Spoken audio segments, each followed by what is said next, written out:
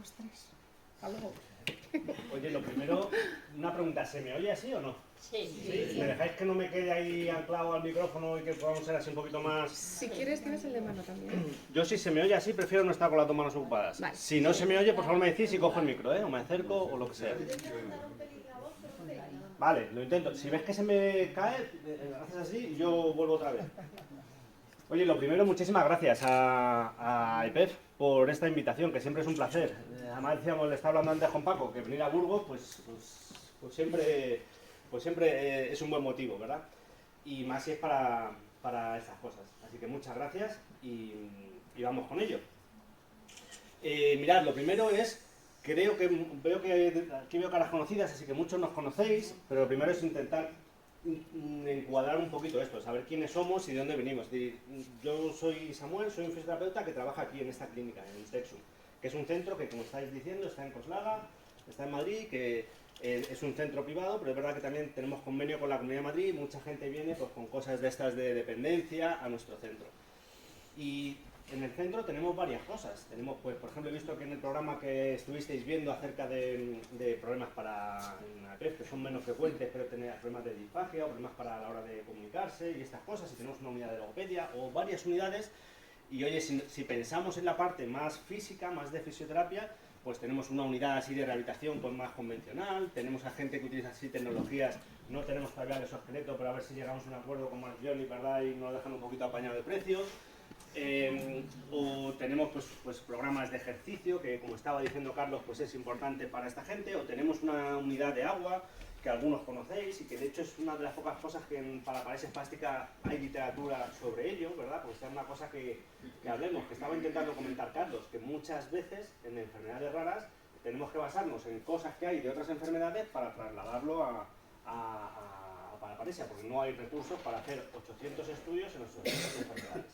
De hecho esto, Carlos lo ha vuelto así como de tapadillo, pero hay un marco teórico muy importante, que es ese marco teórico como de la CIF, que es un marco teórico que nos da la OMS, que nos dice, oye, que lo importante no es el diagnóstico que tenga la persona, sino lo importante es cómo se maneja, cómo funciona esta persona, qué problemas tiene problemas de coordinación, tiene problemas de espasticidad, tiene problemas de...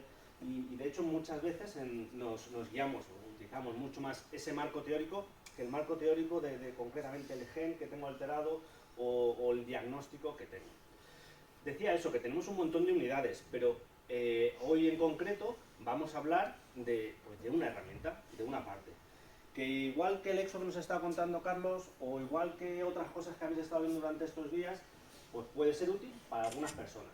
Y esto es lo que me gustaría trasladar, y lo diré varias veces. Puede ser útil para algunas personas. Esto no es café para todos, cada persona tiene diferentes circunstancias y no para todo el mundo nos valen todas las herramientas. Pero bueno, vamos a hablar de una, vamos a hablar antes con ella, ¿sí? ¿Os parece? Entonces mirad, para ver esta herramienta, esto que llamamos estimulación cerebral no invasiva, o a lo mejor os suena el nombre de estimulación magnética transcraneal o estimulación eléctrica transcraneal, pues me gustaría introducir en este mundillo.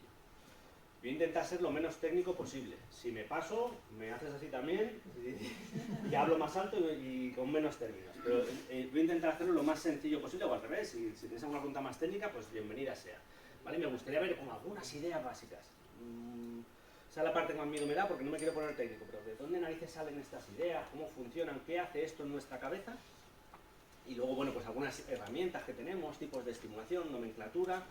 Y luego cosas que creo que nos interesan más, que es, oye, esto es seguro, cómo de seguro es, cuánto no, y esto qué aplicaciones puede tener para parálisis espástica familiar.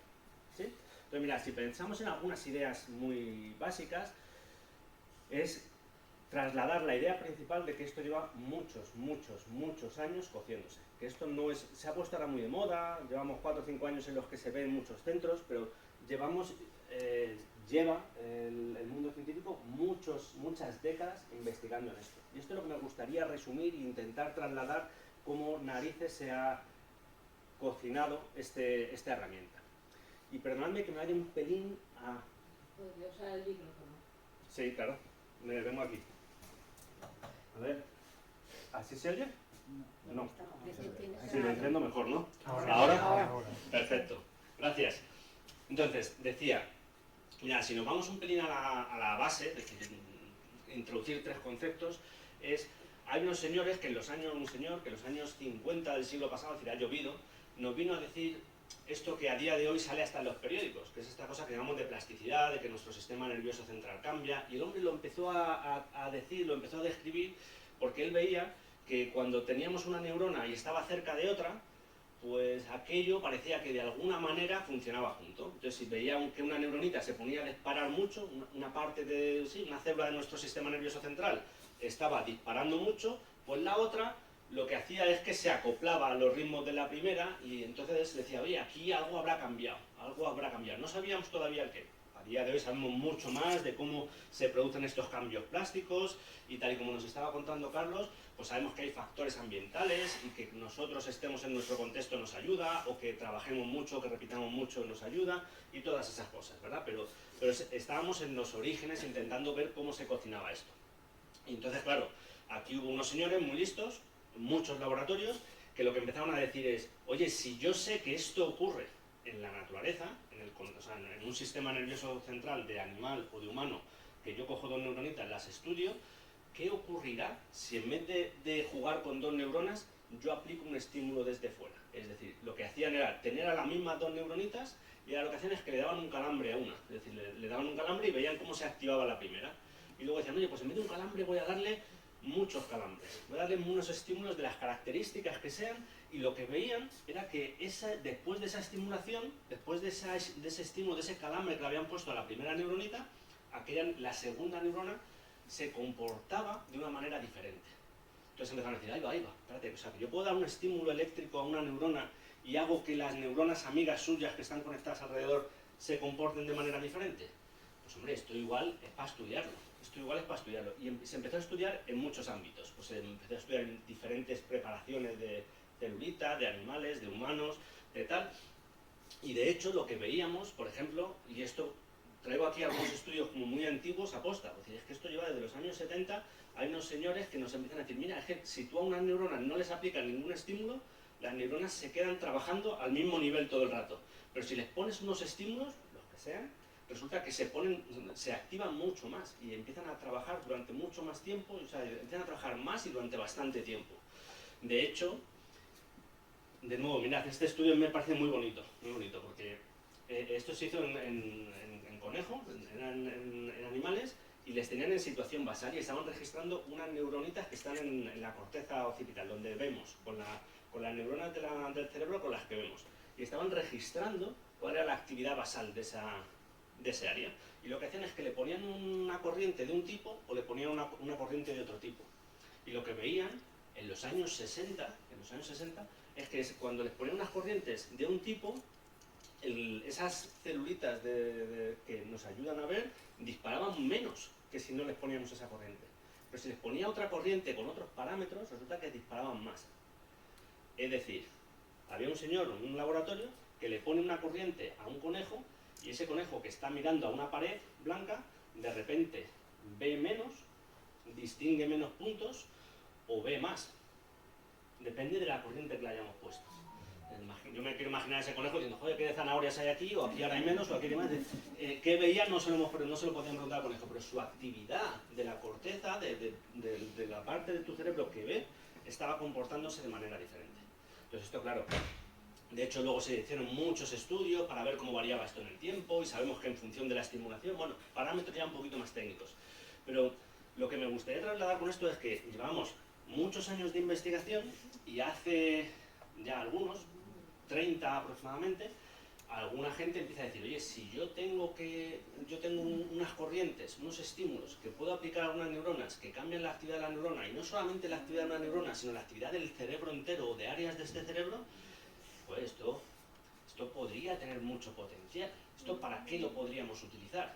Creo que todos habéis visto esta película en la que nos permite empezar a pensar que, oye, y de hecho es lo que se hizo en muchos laboratorios. Mucha gente me dice, ¿y si yo cojo ahora esto y en un tipo de personas que tengan un problema, el que sea, le hago que ese área del cerebro esté más activa o menos activa? ¿Me puede ayudar esto? Pues así fue. Y empezaron a investigar en muchas cosas. Por poner simplemente un ejemplo, el primer caso que más se estudió fue en depresión. Algunos pacientes con depresión pues se aplican estas corrientes y como hay áreas del cerebro que están menos activas en algunos tipos de depresión, después de esto pues esos pacientes mejoraban. Y esto lleva haciéndose veintitantos años. En el 2001 me parece que se aprobó en Estados Unidos y se lleva utilizando, aquí en España se utiliza menos, pero en otras partes del mundo se utiliza mucho más. Y como en depresión que fue hace veintitantos años, en muchas otras entidades. Necesito que dejéis esto aquí, ¿vale? Que nos quedemos con esta idea de que, oye, hay estas corrientes o este tipo de estimulación que se puede utilizar para muchas cosas, porque ahora volveremos, porque lo que me interesa al final contestar es, ¿y esto para qué lo podemos utilizar en paraparesia espástica? Pero dejadme dar una vueltecita entre cosas.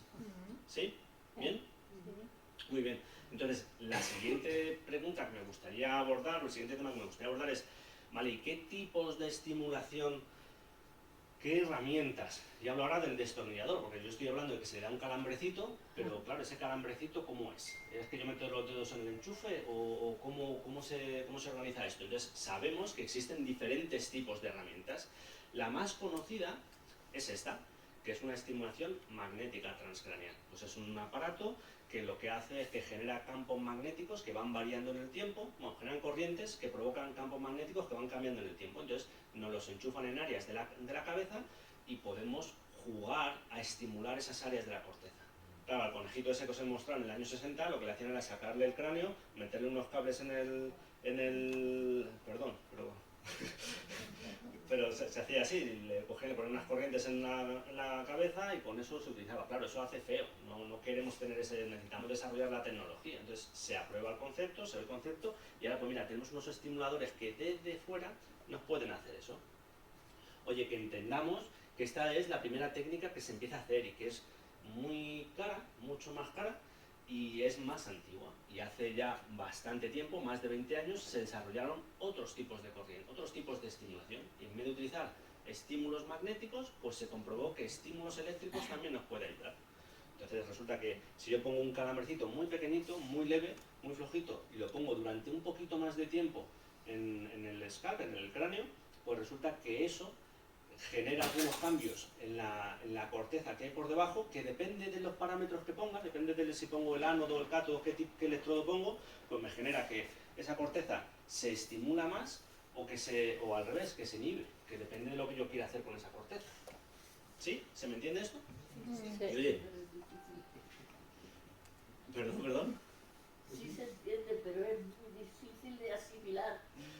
La idea que estoy intentando trasladar hasta ahora es, yo puedo poner un área, o sea, nuestra cabeza, nuestro cerebro, tiene áreas que se dedican a ciertas cosas. Pues tengo un área que se dedica más al movimiento, tengo un área que se dedica más a la visión, tengo un área que se dedica más al olfato, tengo un área que se dedica más al oído.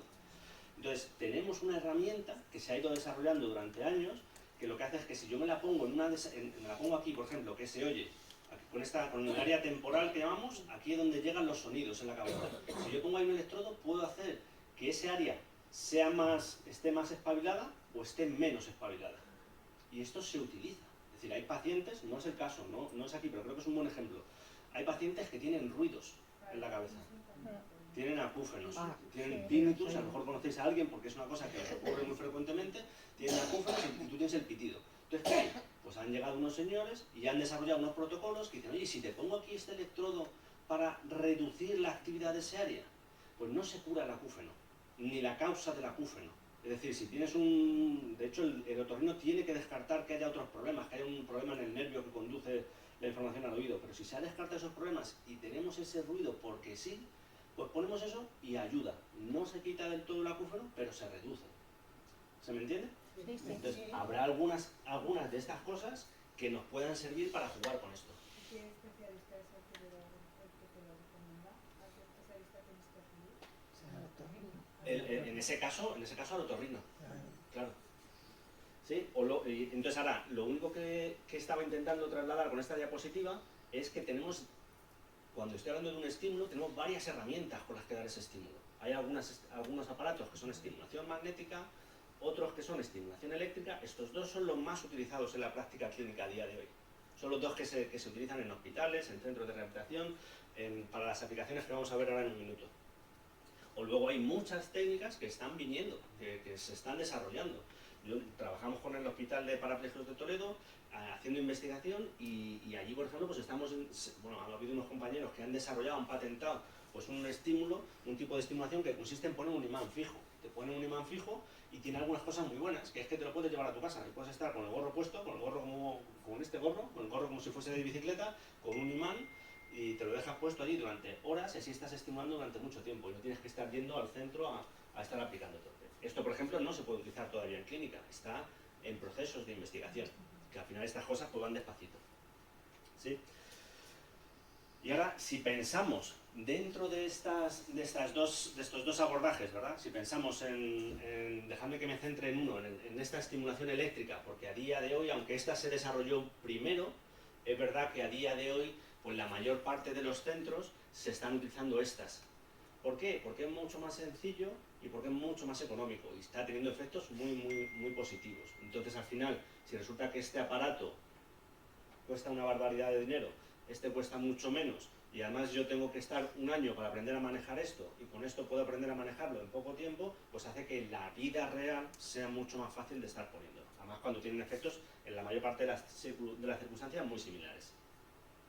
Entonces, claro, si hablamos de la seguridad de esa estimulación eléctrica transcraneal, decimos, oye, a mí lo primero que me apetece saber de esto es si yo se lo voy a poner a un paciente o si soy un paciente y me lo voy a poner, ¿es esto seguro? Es decir, esto de verdad, porque parece que no, pero impresiona, me dicen, oye, te van a poner un calambre en la cabeza. Esto como hay tanta cosa en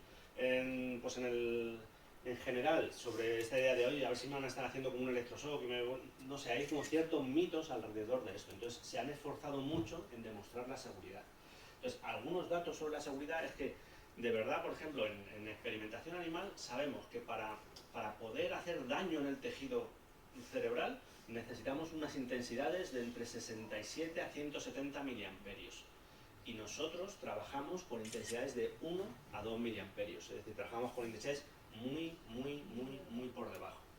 De hecho, hay 1000 estudios en los que se han hecho miles de casos, literalmente, y no se reportan apenas efectos secundarios.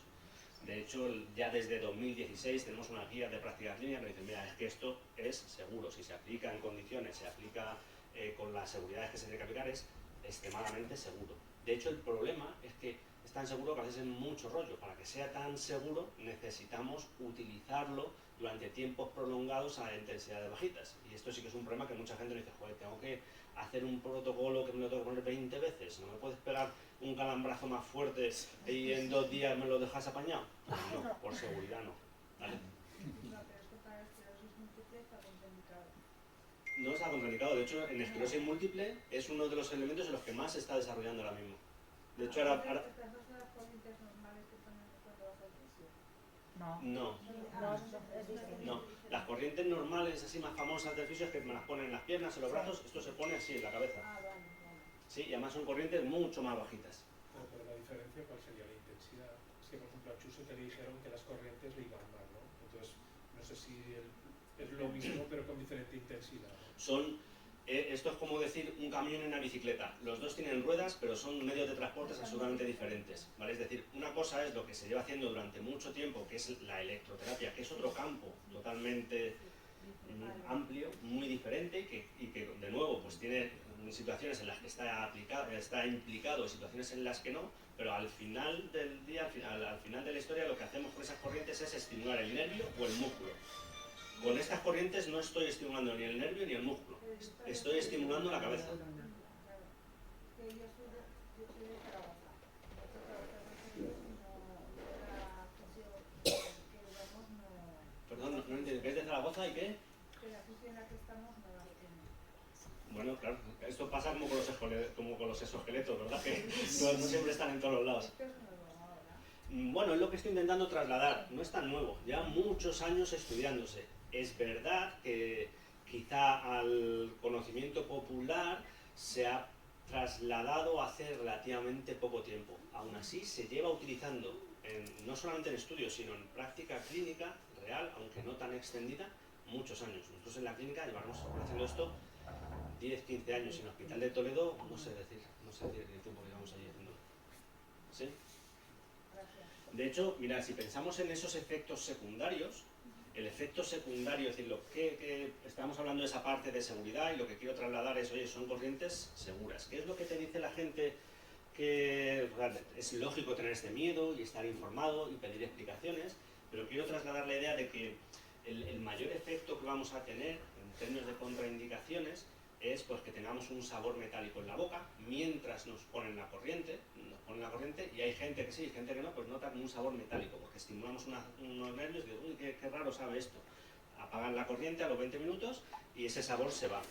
Hay gente que se nota un poquito cansada, ¿vale? Que tiene como un síndrome pseudogripal durante 1 o 2 días. Pues esto también está descrito y a veces ocurre.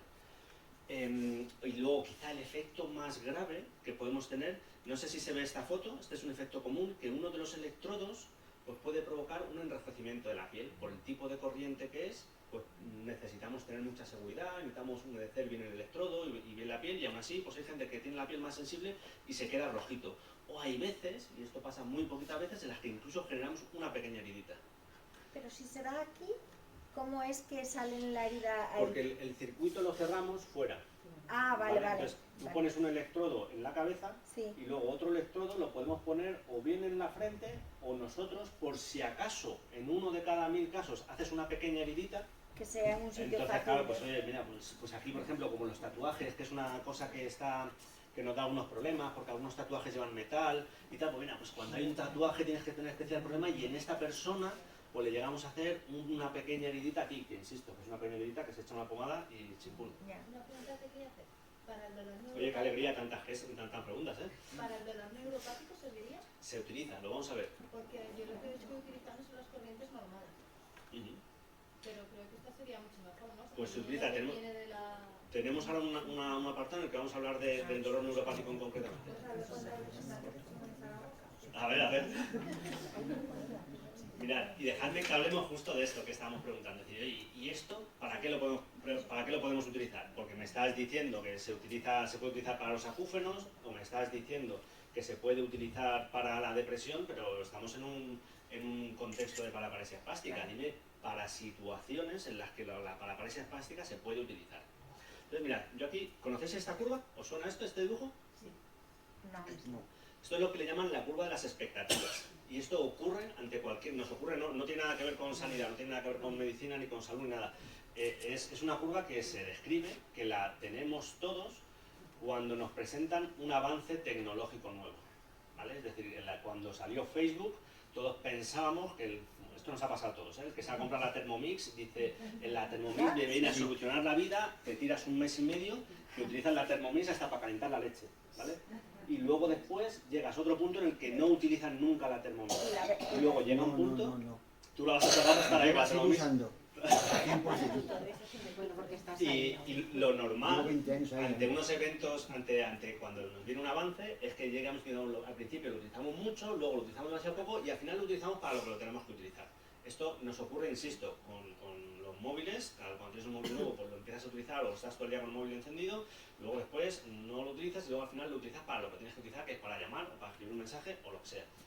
En sanidad nos ocurre muchísimo. Y creo que, por ejemplo, la gente que lleváis años con paraparesia espástica habéis vivido muchos episodios de esto. En los años 80, 90, la toxina botulínica le ocurrió esto. La toxina botulínica, dijimos, esto va a ser el fin de algunas enfermedades. Se empezó a utilizar muchísimo, luego cayó como muy denostada, y decimos, esto no lo tenemos que utilizar nunca porque no vale para nada. Y a día de hoy sabemos que es una herramienta que cuando se utiliza bien, pues puede dar resultados. Si se selecciona bien a la persona, si se acompaña en la rehabilitación como se tiene que acompañar y quien te lo aplica lo sabe aplicar. Con el exoesqueleto que nos estaba comentando Carlos, nos puede ocurrir lo mismo. Se parece que es que no es que Carlos haya transmitido esa visión ni mucho menos, pero parece que el exoesqueleto nos va a servir para todos. Luego nos llegará un punto en el que decimos no vale para nada. Pues no, sirve, tiene su utilidad y lo que hace falta es pasar esta curva lo más rápido posible para llegar al uso lógico de cualquier tecnología. Con esto lo que me gustaría decir es, ha habido, sobre todo por parte de los profesionales, ¿verdad? Pero también por parte de los pacientes, como ha habido o hay, me atrevería a decir, una moda con todo esto. Me parece que esto puede servir para todo. Y parece que ahora mismo, si esto puede activarme el cerebro, y por ejemplo ha demostrado efectos en la concentración, pues la gente se lo pone para estudiar unas suposiciones. Pues oye, vamos a tener cuidado, esto no parece sensato, no parece lógico. O hay problemas, por ejemplo, en Estados Unidos, hay estudios de chavales que lo utilizan precisamente porque si se pone con unos protocolos concretos en unas áreas concretas, ayuda a mantener la atención. Los chavales que juegan a la videoconsola, los que juegan los campeonatos, los gamers estos que le llaman, pues resulta que se están poniendo esto, pues se están poniendo sin ningún tipo de control. Si se compra un aparato fuera del mercado, que no tiene los seguros sanitarios, se lo ponen en su casa y además no con los tiempos y los protocolos que se deben poner, sino que bueno, pues yo me he metido con esto puestos 6 meses. Entonces no sabemos qué va a pasar con esto, porque son unas corrientes seguras, pero hombre, vamos a intentar tener cuidado, ¿vale? Lo que quiero decir con esto es lo mismo que decía al principio. Porfa, esto no es café para todos, esto no es que nos sirva para todo y que se vaya a utilizar siempre. Esto se utiliza, hay que seleccionar al paciente, hay que seleccionar cuál es el uso que hay que dar, seleccionar el protocolo adecuado y en esos casos nos resultará beneficioso, ¿sí? Muy bien, entonces, algunas ideas que creo que nos puede resultar útil en estas corrientes en paraparesia espástica. Pues aquí traigo algunas ideas. Lo primero que quiero trasladar es, si a día de hoy vas a internet y metes TDCS con cualquier elemento médico o sanitario, seguro que hay alguien que lo ha estudiado. Eso no quiere decir que su eficacia esté aprobada y que se pueda estar utilizando. Entonces, hay algunos procesos que nos ayudan a entender qué entidades son las que, o qué cosas se pueden tratar con esto, qué cosas no, y qué cosas son lógicas y qué cosas están en una zona gris. Por poner un ejemplo, hay cosas como el dolor neuropático que preguntaba la compañera, que es que está súper demostrado, que esto tiene efectos. Y hay cosas que seguramente dentro de unos años tendremos muchos más resultados. O hay cosas que el año pasado y este año están mostrándonos ya algunos estudios un poquito más sólidos, como es en el uso de la espasticidad. Me explico, ¿verdad? Es decir, que es algo que se va cocinando, que hay veces que lo podemos utilizar para todo y no quiero trasladar, me importa mucho trasladar ese mensaje de que no es para absolutamente todo, sino que tenemos que intentar discriminar. Que haya un estudio no quiere decir que eso funcione ni que no funcione, quiere decir que se necesita estudiar más. ¿Sí? Entonces, mirad, dejadme que pensemos en estas 4 ideas, que creo que pueden ser interesantes en algunas personas con paraparesia espástica. Uno es la parte del dolor neuropático. Es decir, si pensamos en ese dolor neuropático, todos sabéis que oye, el dolor es un proceso fisiológico que si yo me caigo y me rompo un pie, eso me tiene que doler. O si yo piso un clavo, eso me tiene que doler. Y eso todos entendemos que es normal. El dolor neuropático nos habla de dolor que alguien siente en una o varias regiones de su cuerpo, pero no porque le hayan dado un martillazo en ese pie, en ese brazo, sino simplemente porque tengo una lesión dentro de mi sistema nervioso y mi sistema nervioso, mi cabeza se está volviendo loca a la hora de interpretar cualquier tipo de información. Entonces yo siento dolor donde no lo hay. Entonces es muy difícil, porque claro, yo me cuidaría el brazo porque me duele, pero es que no, el problema no está en el brazo, el problema está en cómo tu cabeza está interpretando la información que te viene del brazo. Entonces, para eso, este fue el primer caso, o uno de los primeros casos en los que se investigó y se aprobó y se utiliza con mucha frecuencia para dolores complejos, no solamente neuropáticos. Entonces, por ejemplo, pacientes con lesión medular, que hay veces que por su lesión medular tienen dolores terribles en las piernas o en los brazos, pues sabemos que cuando utilizamos la TDCS ayuda a mejorar ese componente de dolor. De hecho, sabemos, como lo pongo por ahí, que está demostradísimo que reduce la intensidad, reduce el umbral y reduce la duración del dolor en estos pacientes. Y de hecho también reduce, no sé si lo pongo por aquí, si la ingesta de fármacos. Es decir, las personas que se están poniendo estas corrientes mejoran su dolor. Se les quita raramente. Quitar el dolor es raro, pero sí que es verdad que se reduce bastante tanto la intensidad como la frecuencia de esos dolores, como los fármacos que son necesarios para controlarlos. ¿Y cómo lo aplicamos en estos casos? Pues mirad, cuando estamos hablando de dolor, lo que se hace es, se aplican estas corrientes normalmente durante lo que llamamos un periodo de inducción. Este periodo de inducción suele ser variable, es decir, como no pegamos un calambrazo fuerte, sino lo que hacemos es sumar corrientes durante muchos días, pues necesitamos un periodo inicial en el que le demos un empujón a diferentes áreas del cerebro para modificar la percepción del dolor. Y ahí lo que se hace es generar ese periodo de 3, 4, 5 semanas en los que es necesario, y está la parte rollo, ponerse el cacharro todos los santos días. Entonces hay pacientes que tienen ese dolor, vienen, se están poniendo el cacharro, la corriente, que son normalmente los protocolos son de 20 minutos, pero es verdad que hay que colocarlos en la cabeza, hay que medir la cabeza para acertar en el área que se quiere poner y estas cosas. Entonces se pone la corriente durante 20 minutos, al día siguiente se pone la corriente durante 20 minutos, al día siguiente se pone la corriente durante 20 minutos y así. Y una vez que se pasa ese periodo de inducción, lo lógico es tener recordatorios. Esto nos ocurre tanto en Texum como en el Hospital de Parapléjicos de Toledo, que la gente tiene que seguir viniendo, pero esto es como... Es un rollo, porque dices, jolín, tengo que ir inicialmente todas las semanas y luego cada 15 días a ponerme la corriente. Pues sí, igual que normalmente se tiene que tomar uno los fármacos que le haya recomendado su médico para que ese dolor no aparezca. De hecho, esto lo llamamos el síndrome post-vacacional. Hay mucha gente con esta situación que le duele mucho las piernas, se pone el periodo de inducción, empieza a hacer los recordatorios semanales, empieza a hacer, luego los separamos y vamos a recordatorios quincenales y llega esa persona y se tiene que ir, pues se va de marcha de vacaciones. Se tira 3 meses en el pueblo y cuando vuelve, pues ha vuelto a aumentar el dolor.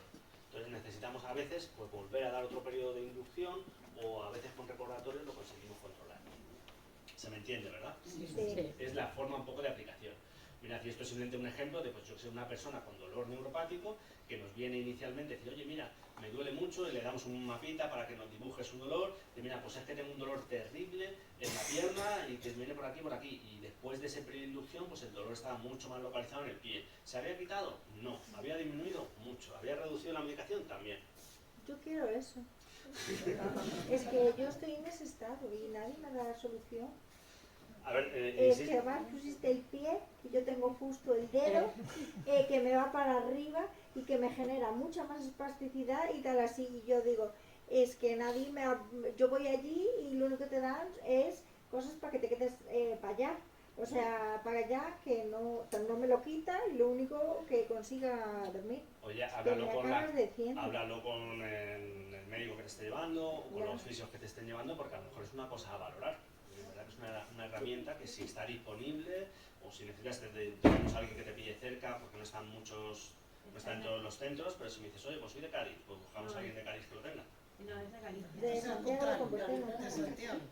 Pero nos dices y si quieres, oye, consúltalo con tu médico, con tu Es que yo siempre fisioterapeuta. le pregunto y me dicen, no, es que no hay nada, es la enfermedad, es la enfermedad. Yo estoy hasta los huevos de la enfermedad.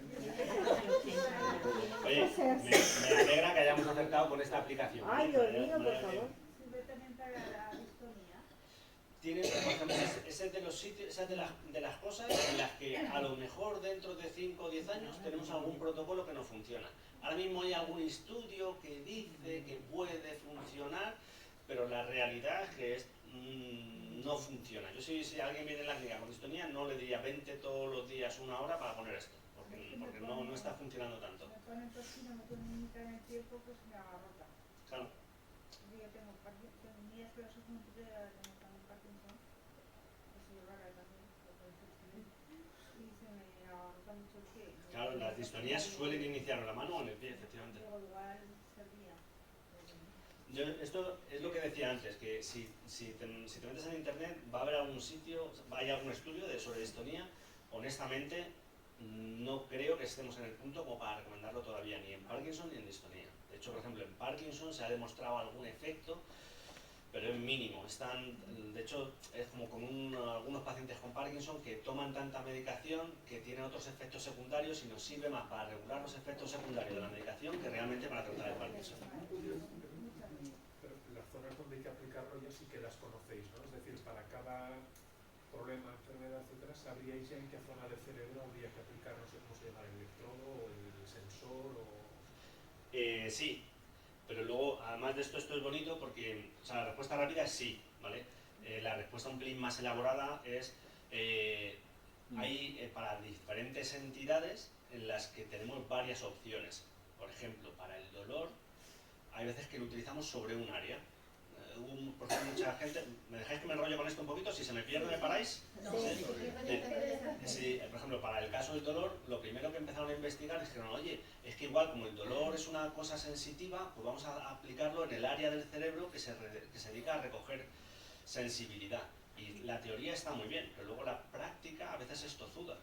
Y se veía en los estudios hace muchos años que no tenía tanto efecto cuando se aplicaba en áreas sensitivas. Entonces Entonces hubo una gente muy lista, hace ya muchos años, que dijeron, oye, ¿y qué ocurre si lo empezamos a aplicar en vez de en áreas sensitivas, en áreas motoras? Pues mira, resulta que es que cuando se aplicaba sobre áreas motoras, el efecto sobre el dolor era mucho más importante. Ahora, 20 años después, decimos, joder, qué tío más listo, porque ahora tenemos un montón de evidencia que nos dice que lo que nos estaba diciendo Carlos hace un rato, que cuanto más me muevo, menos me duelen las cosas. Es decir, que sabemos que el hacer ejercicio previene el dolor. Lo primero que te dice tu médico o tu fisioterapeuta cuando vas con un dolor de lo que Sí. sea es, Bueno. necesitamos, muy bien, yo te puedo estirar, yo te puedo no sé qué, pero necesitamos ponerte a hacer ejercicio. Pues muy bien, esta gente lo empezaba a decir hace ya muchos años, entonces, oye, si estimulo las áreas motoras, igual consigo controlar más ese dolor. ¿Se me entiende, no? Pero no solamente eso, sino que, por ejemplo, hay muchas veces que el dolor tiene un procesamiento cognitivo muy importante. Y esto varía de persona a persona. Entonces hay mucha gente que tiene un dolor y le runrunea, le runrunea, le runrunea, le runrunea. Entonces hay estudios en los que nos dicen, pues mira, en este tipo de dolor, en el que el paciente pues tiene una carga emocional muy importante sobre ese dolor, a lo mejor te interesa ponerlo en estas otras áreas. Conclusión, contestando a esa pregunta, es sí, sabemos dónde aplicarlo en cada área, pero luego aún así hay un trabajo artesano, como siempre en sanidad, en el que tengo que escuchar al paciente y decir, vale, de los 4 protocolos que tengo disponibles, para esto, ¿cuál va a ser el mejor? Pues yo creo que el mejor va a ser este. Eso es. Y aplicado, dos preguntas serían, aplicado un poco a la paraparesia, ¿ya habría una zona en concreto que tenéis identificada donde se podría mejorar, por ejemplo? No, me encanta la pregunta. Y eso es a lo que hacía mención al principio de la presentación.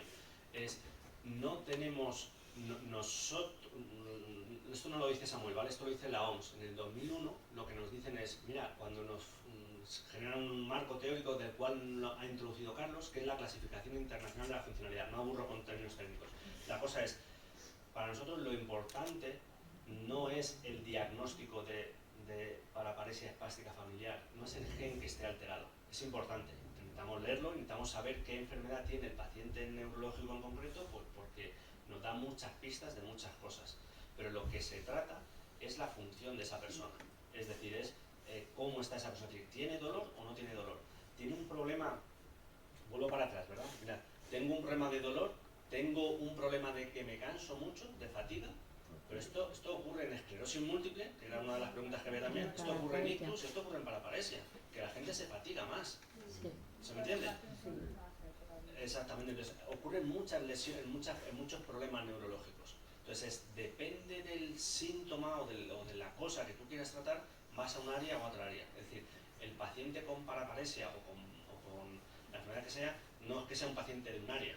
No sé si me explico, no es que tengamos un protocolo de ese área, depende de qué signos o síntomas quieras tratar. ¿Sí?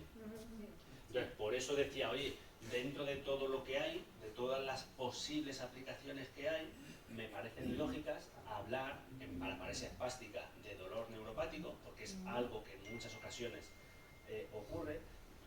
Me parece también importante hablar de fatiga, me parece también importante hablar de equilibrio, y me parece importante hablar de espasticidad. Y este orden que he puesto aquí no es un orden por importancia clínica, porque sé que para la gente con paraparesia espástica familiar posiblemente sea mucho más importante la espasticidad que el dolor, es más frecuente. Y lo estoy poniendo en este orden por un orden cronológico, porque hace muchos años que sabemos que esto es eficaz para el dolor, hace algunos años que sabemos que esto puede ser algo que nos ayude para la fatiga, hace relativamente poco que conocemos que esto tiene efectos sobre el equilibrio y hace menos todavía que sospechábamos y ya empieza a haber estudios bastante sólidos que esto puede tener algún efecto sobre la espasticidad. Por eso he elegido este orden. ¿Sí? ¿Más dudas? Continuar, mejor continuar y... Venga, pues seguimos para adelante. Entonces, estábamos en la parte esta de, oye, ¿y qué ocurre en la fatiga? Pues como sabéis, la fatiga es algo que ocurre en muchas enfermedades neurológicas.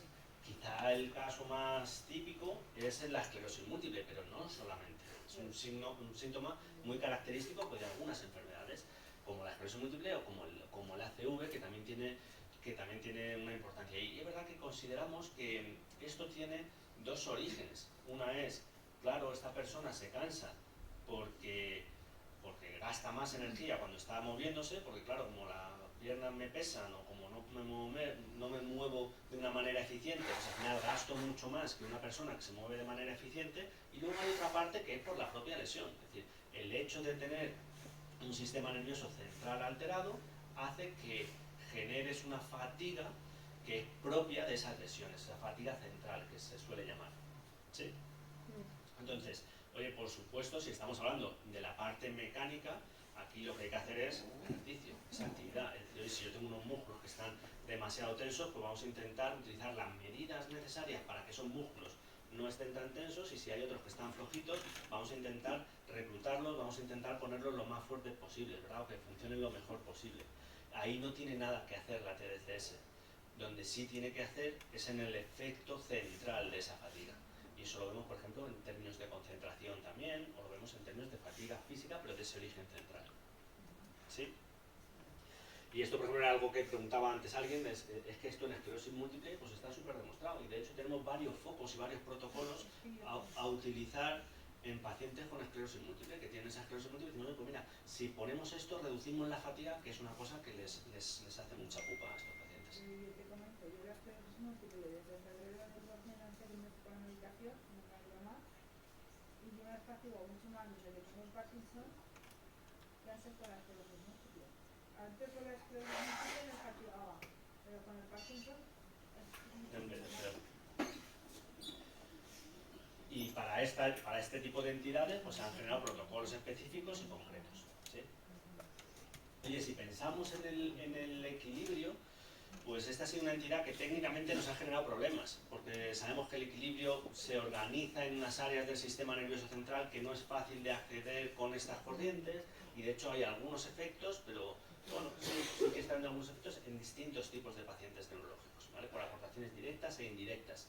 ¿Sí? Evidentemente, y esto es algo común no solamente a los tratamientos de equilibrio, sino de balance, sino a todos, esto no quita, ¿verdad? Para que de hecho se anima y tiene que ser estos tratamientos como coayudantes o a la vez o con el resto de tratamientos que se esté haciendo. Es decir, que si yo tengo un problema de balance y estoy yendo a hacer ejercicio porque me ha recomendado mi fisioterapeuta que vaya a hacer yoga, o estoy yendo con el fisioterapeuta para hacer ejercicio de equilibrio, o sea, es un crimen.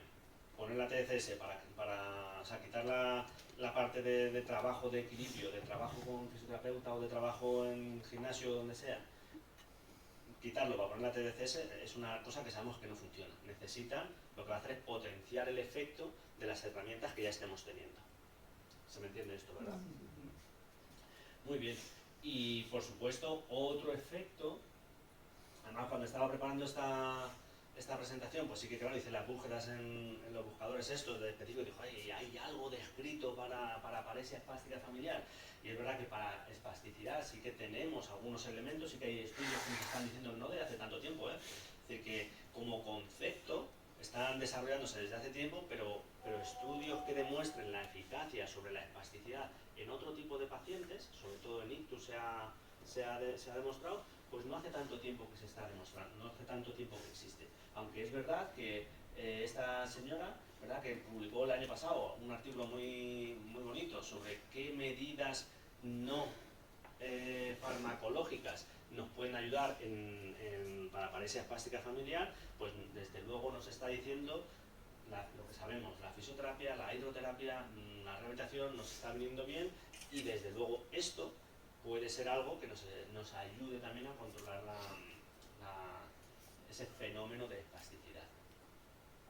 Así me puso muy contento cuando vi que, oye, que se estaba realmente investigando específicamente, no solamente en ACV, no solamente en lesión medular, que son las entidades más frecuentes, sino que también había gente que estaba haciendo algunas cosas en paraparesia espástica familiar. Así que, no sé si la conocéis, si no, pero si no, igual para invitarla para otras jornadas puede estar muy bien a esta Simone. Muy bien. Bueno, si no, luego te paso el artículo. Parece que sí. Yo tampoco la conozco, ¿eh? Así que, de nuevo, muchas gracias. Y oye, me habéis hecho un montón de preguntas, pero estoy aquí para... Yo quería hacer una pregunta. Lo que hablabas del oído y eso, que que había que ponerse eso que es como continuo o... Eso, en el caso de los acúfenos, el procedimiento habitual o lo que hay que hacer es primero ir al otorrino. Sí, ya he ido. El otorrino, por protocolo, tiene que descartar algunas cosas. Tiene que decir, oye, tengo un problema, hay algunas cosas que tiene que descartar. Oye, tengo un problema en el nervio que va de aquí a aquí, hace el otorrino algunas pruebas, a veces es un TAC, a veces son audiometrías, a veces hace lo que sea.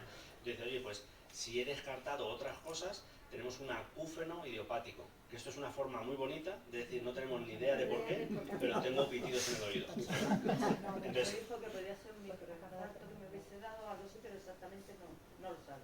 vale, En el pues, TAC no salió como que... pero en el TAC salió que no había un neurinoma del acústico, que es como la entidad más gorda que hay que descartar, y entonces cuando tenemos otra causa que no es orgánica, que no es, tengo algo que me está comprimiendo el nervio auditivo, porque si no, no tiene sentido, si no, no sé si me explico, no tiene sentido que teniendo un problema en el nervio auditivo yo me ponga a jugar con la corteza de la audición, porque sí, puedo variar un poquito el síntoma, pero necesito realmente quitar eso que me esté comprimiendo si es que lo hay. En este caso parece que no lo hay, entonces a partir de ahí, en el caso de los acúfenos hay varias alternativas. Pues hay gente hay otorrinos que son más partidarios de los ruidos blancos, hay otros que son más partidarios de la psicología, porque hay algunas técnicas de psicología que pueden tener efectos sobre los acúfenos, y hay algunos otorrinos que dicen, oye, pues vamos a utilizar la TDCS para limitar el impacto.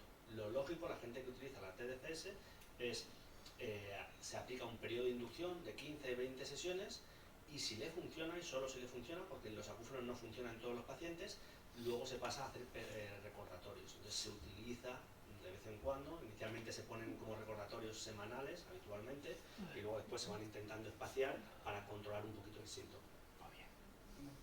Uy, que te preguntas, que veo. Mira, Vamos. Bueno, pues yo te lo pregunto yo todo y así no que siga otros. Hemos visto, bueno, nos has contado que se utiliza la electroestimulación, se utiliza para varios tipos de problemas. Una parte para la neuropsiquiatría, vengo a entender, la parte de la ansiedad y cosas así, y luego para el tema del movimiento. Si se utiliza para una cosa, ¿puede perjudicar a la otra? ¿El uso de utilizar la técnica de la electroestimulación para un problema de ansiedad o depresión puede perjudicar luego a nivel de movimiento o de espasticidad? A priori, o sea, lógicamente, es decir, es una pregunta difícil porque me estás planteando 18 millones de casos a la vez, ¿vale? Ya, Es decir, no.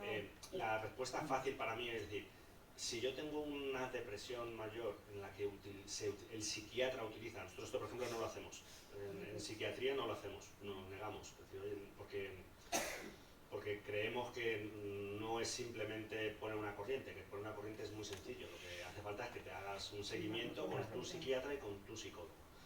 Entonces, en el caso de eso ¿puede el protocolo de TDCS sobre la corteza frontal izquierda, que es como se hace en esos casos, alterar la espasticidad? Lo lógico es que no, ¿Hay estudios que te afirmen esta pregunta? Yo no conozco, no creo que los haya.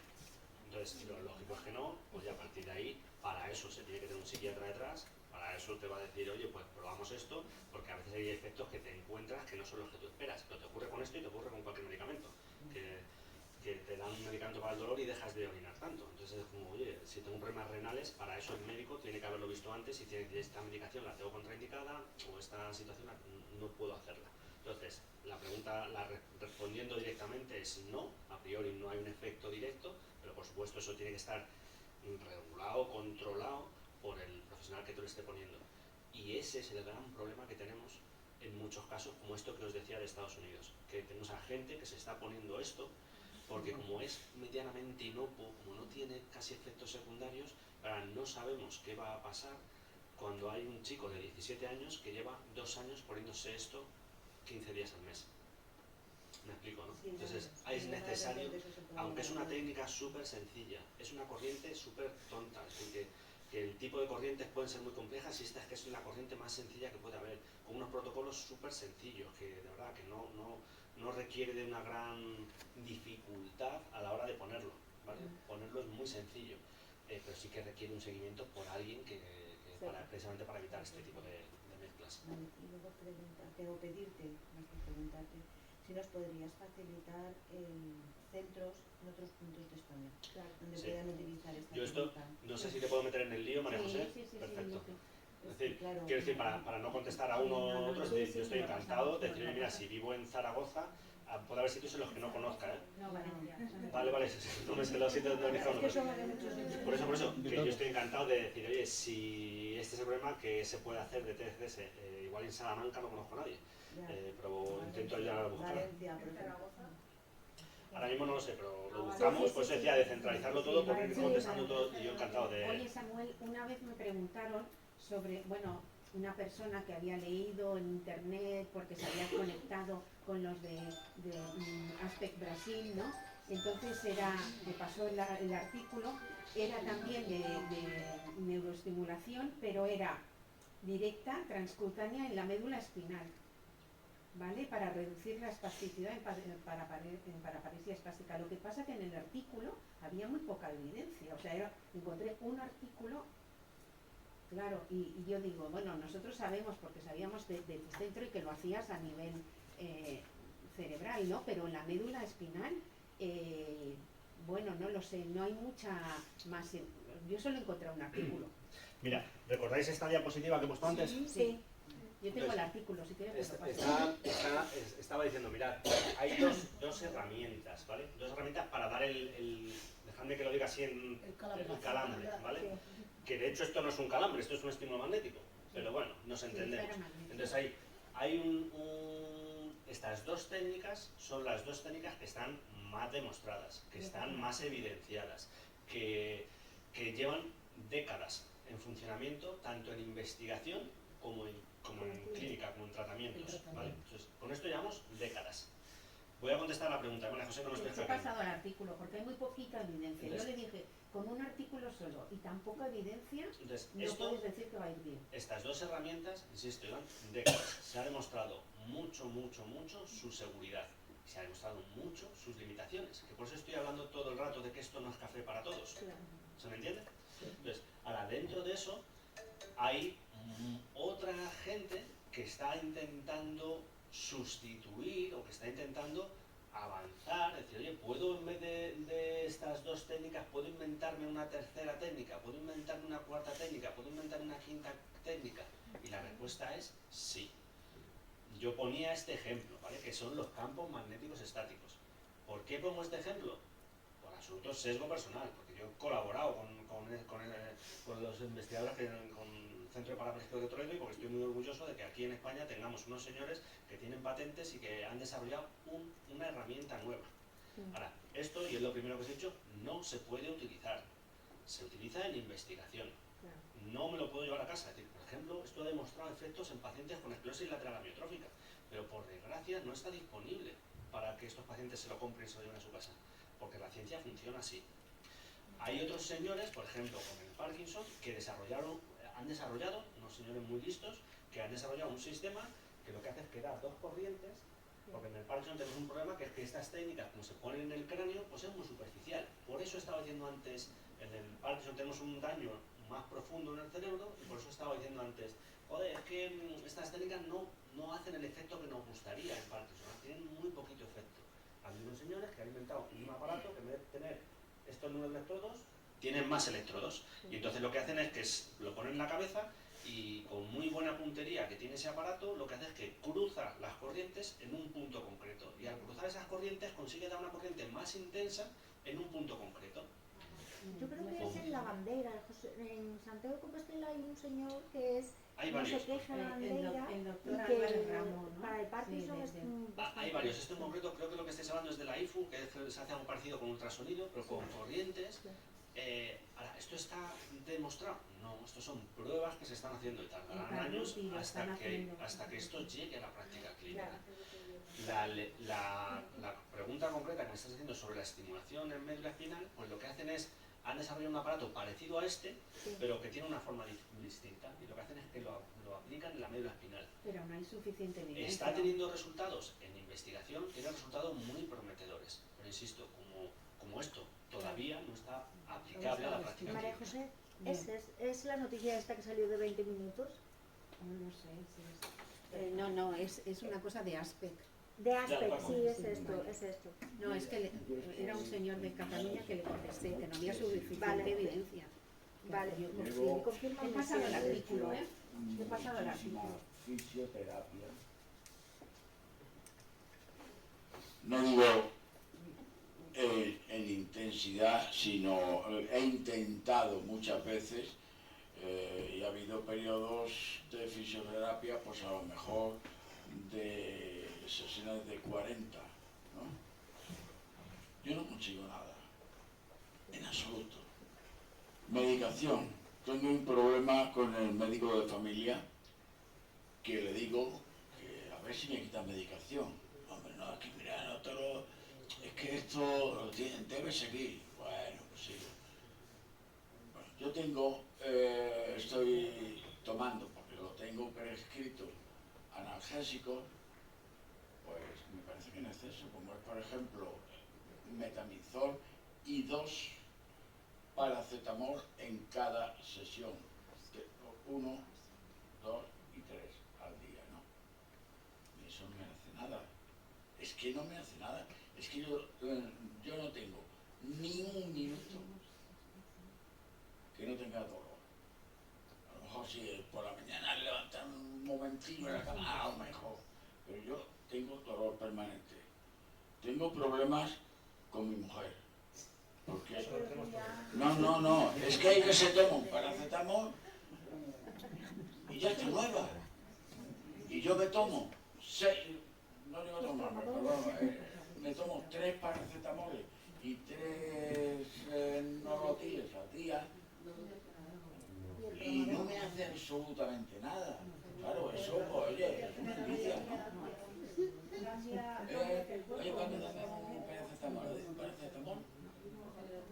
Sí, un ratito y ya está nueva. No es justo. No, eso, luego, estimulación transcraneal, me hicieron en una ocasión porque me pidieron que fuera para una prueba y tal y cual. Pues fui, pues sabe que yo me presto a todo. Bueno, pues aquí había una rosa de Zaragoza que salía la tía andando casi bien. Y yo no, a mí nada. O sea que yo lo que soy es un negado. Para todo. Yo no sé si el poner a lo mejor las corrientes esas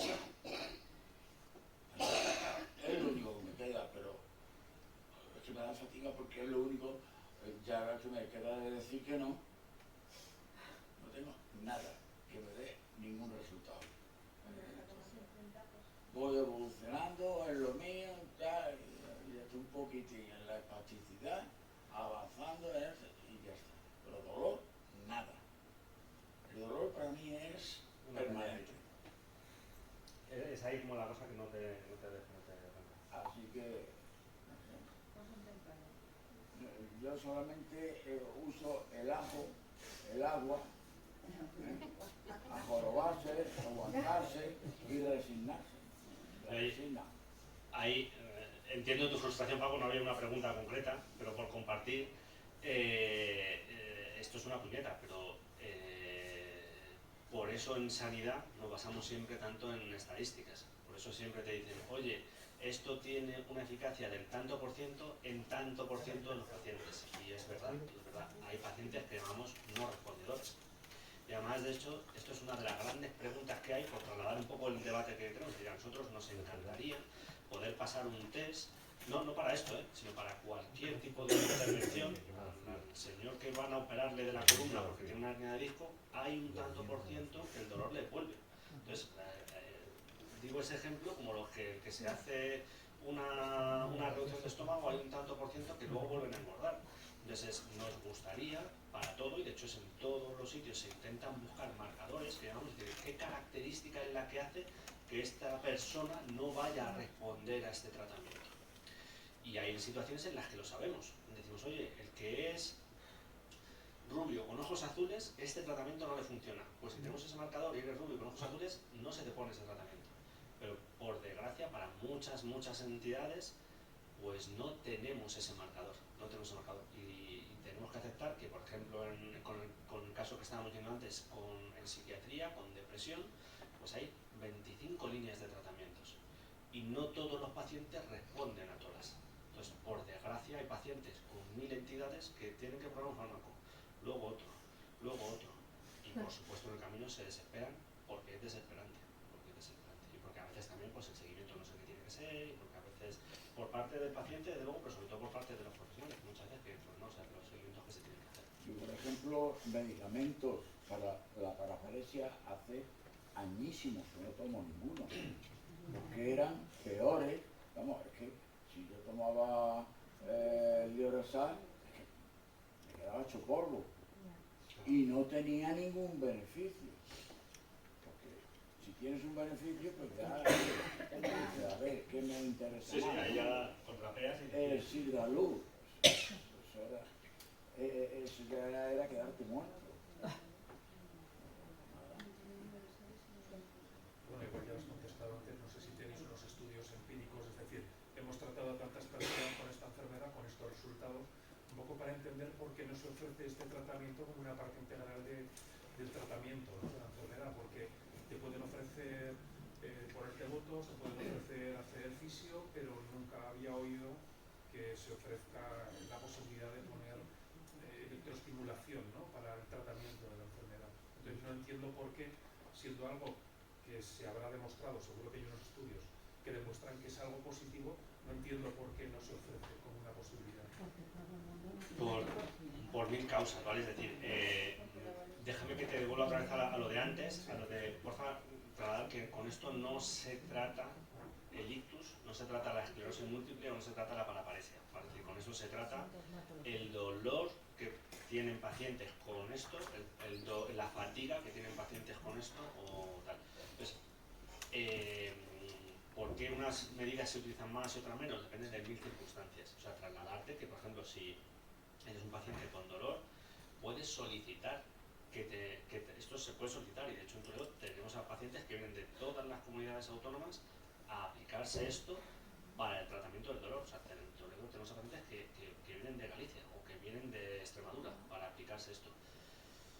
Que lo suyo es que esto se aplique en tu centro de salud. O que tu médico te diga la posibilidad que a lo mejor te puede venir bien, porque muchas veces es eso, que no te evita. O sea, que me extraña, ¿no?, que es algo que... Pero también dejadme que rompa aquí una lanza por el médico. El médico, o sea, no estoy defendiendo ni criticando la labor de todos. Pero todo el mundo sabe de todo. El médico hay muchas veces que, jolín, que si tiene que estar actualizado de lo que nos ha estado contando Carlos antes, pues mira, a lo mejor el médico que sea el rehabilitador del hospital donde está haciendo el estudio lo conoce. Pero a lo mejor el médico de cabecera del pueblecito de Burgos, pues no sabe, porque no sabe de esto, lógico y normal. Yo tampoco sé de gripe, no sé. Entonces, hay muchas veces que el médico no conoce absolutamente todo, o que luego además el proceso es tan tortuoso que este aparatito solamente está en no sé qué hospital, y no es que te lo nieguen, pero te dan consulta cada 8 meses para ver si se llega hasta no sé qué. Entonces al final se hace un camino a veces muy largo. Esto nos corresponde a todos como sociedad, pues intentar que estén disponibles el máximo número de herramientas para el máximo número de personas posibles, claro. Puede tener algo que ver también con lo que crea ese médico, ese especialista sobre un tratamiento, me refiero, puede tener más recelo en algún tipo de tratamiento o no. Es decir, No sé. el que no lo ofrezcan puede ser por desconocimiento o porque no tenga un recelo, y sí que sería bueno presentar un estudio, decir, no, mira, es verdad que... Hay muchos estudios, pero hay muchos estudios de muchas cosas, ¿vale? Entonces, es verdad que, por ejemplo, esta medida nos mejora la espasticidad, ¿vale? Nos mejora. Pero lo que nos está comentando Carlos también. Entonces, el médico, pues es verdad que a lo mejor conoce esto y no conoce el exoesqueleto. O a lo mejor conoce el exoesqueleto porque le han hablado del exoesqueleto que está en el hospital de al lado. Entonces no hay un estudio que compare, a día de hoy no hay un estudio que compare el efecto de las dos medidas. Y si lo hubiese tampoco sería definitivo. Entonces, por supuesto que la experiencia no pensaría, no lo pondría en lo que el médico opine, sino la experiencia de ese profesional, pues a veces que le orienta a decir, oye, pues tómate este fármaco, y si ha tratado a 7 personas como Paco que no le ha funcionado el Lioresal, pues a lo mejor luego dice, oye, pues me voy a saltar este paso, porque a este tipo de personas no le suele funcionar. Entonces sí, la experiencia que tenga el profesional, por supuesto que es importante.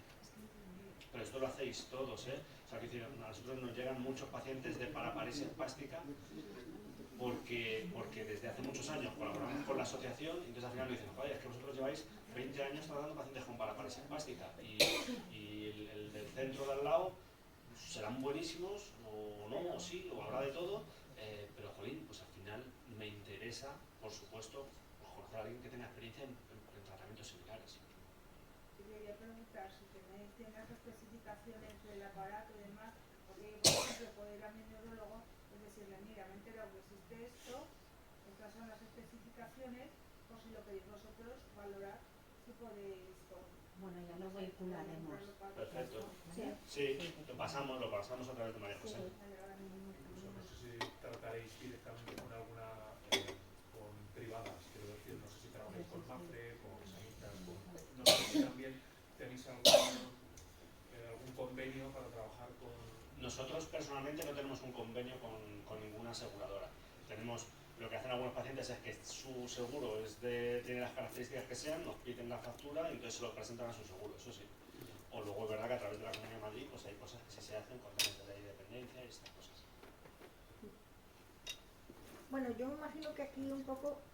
No, al revés, le está diciendo María José que yo hago lo que me digas, ¿eh? No, dale, contestamos.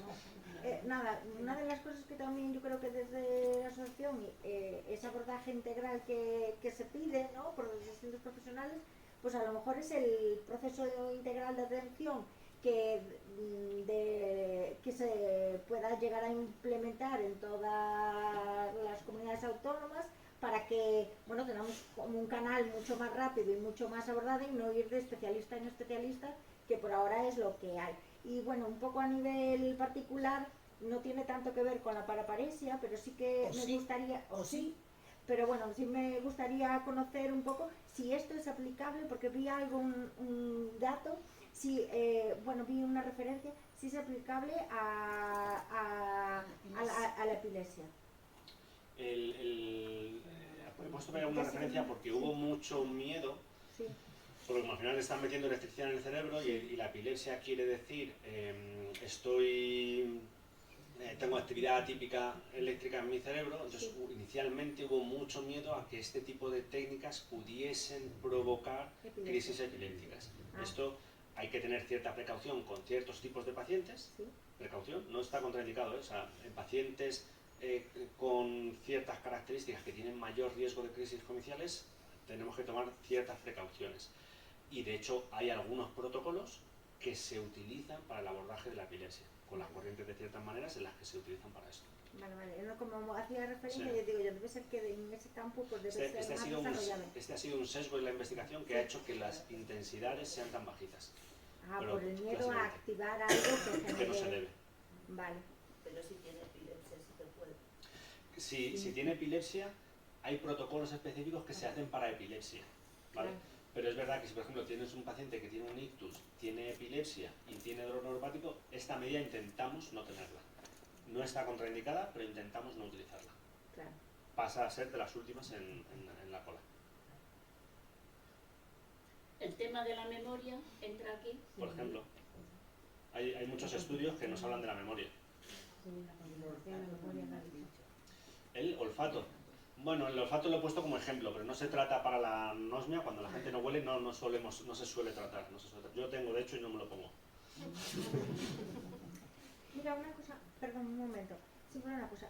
Antes comentabas el miedo, bueno, el mal uso que se puede dar, porque como dices que tiene poca intensidad, que se esté utilizando sin control por determinadas personas, así.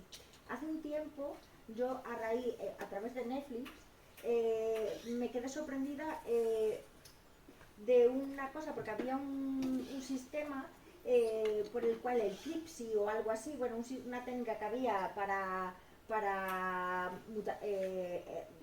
edición genética, y me llamó la atención que había alguien que en galpones pues compraba un kit y vendía eso, y bueno, eso y lo estaban exponiendo, y yo me quedé sorprendida como diciendo cómo eso puede ir al mercado, ya sea negro o no negro, y que la gente, claro, que acaben comprándolo de una manera tan abierta. Entonces, claro, el hecho de que hayas dicho eso, me vino a la mente ese reportaje que vi y dije, coño, Es que eso puede darse, no sé, hasta cierto punto es, a veces la desesperación de que no te atendan bien hace que compremos esas cosas porque realmente no lo estamos haciendo y bueno, eso me gustó mucho fuiste tú, ¿no? El que puso la hoja de la línea de la expectativa, porque realmente, claro, muchas veces estamos esperando que las cosas que llegan, que las podamos aplicar a uno mismo, ¿no? Aunque estemos ya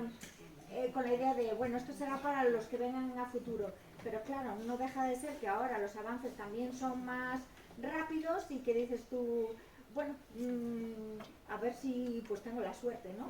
Pero claro, de alguna manera estaría genial evitar también ese que caigamos en ese como comprar medicamentos online sin control. Eso en todo, eso en Claro, todo. que te lo prescriba un facultativo.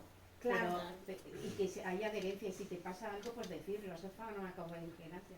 O sea, si algo no te va bien, dilo, porque Claro. si no, el profesional tampoco lo sabe.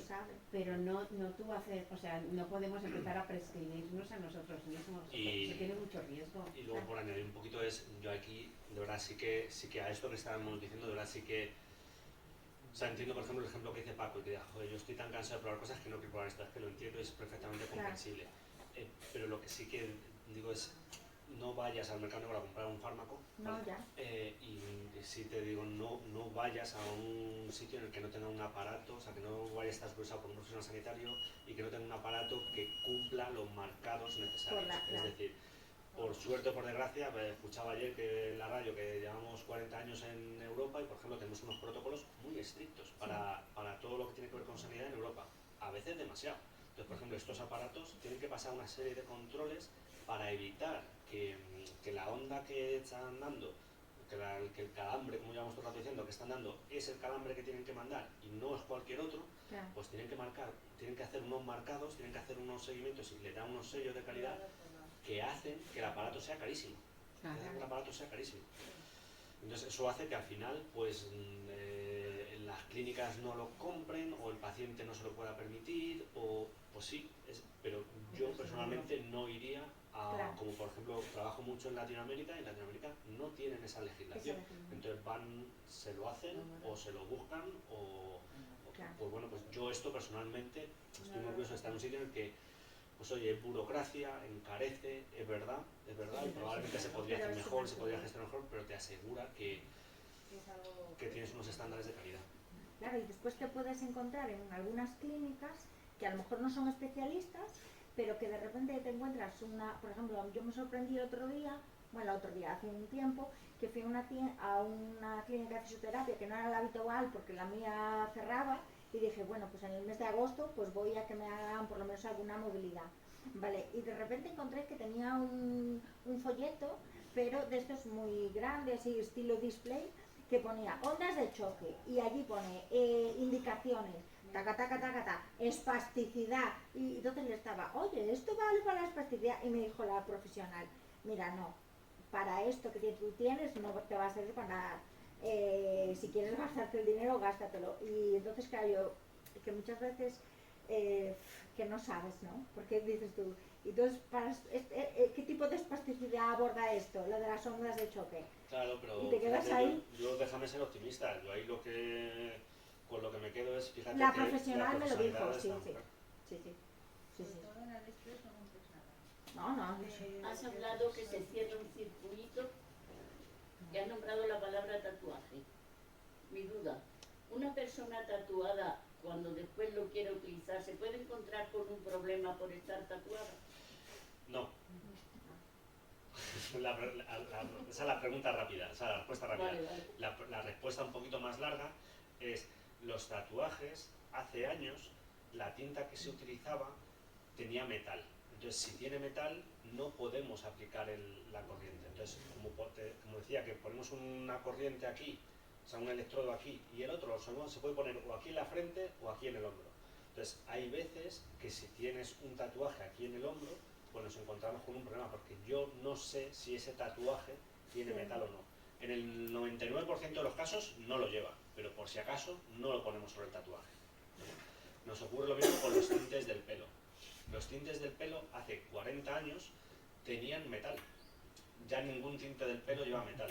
Entonces, hace 20 años, cuando aplicábamos esto, preguntábamos por el tinte del pelo, le decíamos a la persona, tráigame usted su tinte del pelo, chequeábamos que el tinte del pelo no tenía metal, porque si no le teníamos que decir, pues déjese usted de tener el pelo, si quiere tener tratamiento, hasta que, porque si no se vuelve loco el aparato, claro. Volviéndolo de antes, ¿tú pones los electrodos para la memoria? Nosotros se pone, nosotros no lo ponemos, o sea, yo no lo pongo, lo pone la psicóloga que tenemos en el centro, que como decía antes es un centro que tiene muchas cosas, entonces la psicóloga pues lo utiliza para algunas indicaciones que no los he traído aquí porque creo que no era el foro, pero no pasa nada, lo utilizamos por ejemplo para algunas personas que después de tener un ictus se olvidan de su lado izquierdo, pues hay protocolos que nos ayudan con esto, o en protocolos de memoria se utiliza, por ejemplo en Alzheimer se utiliza muchísimo, con efectos leves pero muy consolidados. ¿Y el coso de la gente que tiene bypass y cosas de estas cosas es incompatible? No. Ah, no. No. Ay, Es incompatible con implantes craneales, o sea, metálicos craneales. Es decir, gente que tiene una válvula de derivación ventrículo peritoneal, de gente que le han hecho una neurocirugía y que tiene una válvula metida en la cabeza. De hecho, las nuevas tampoco dan problema, porque las nuevas no tienen componente metálico. O gente que tiene un stent, intentamos no ponerlo. Conozco gente que toma ciertas precauciones y lo pone incluso en esos casos. Vale. Pero, por ejemplo, los implantes metálicos ¿De los dentales no nos dan problemas. Estos no dan problemas. El problema está en que si yo tengo un implante dentro del cráneo, al pasar la corriente se puede calentar. Y como el cerebro no está inervado, no lo notas, se te calienta y puede ser peligroso. Pero que yo tenga algo aquí no nos influye. ¿Y los implantes cloqueares, ese sí? Ese sí que nos puede dar problemas. Vale. Si está dentro, si está plantado, sí nos puede dar problemas. Vale. Muchas gracias. Gracias a vosotros. Muchas gracias, Javier. Da gusto escuchar y reír.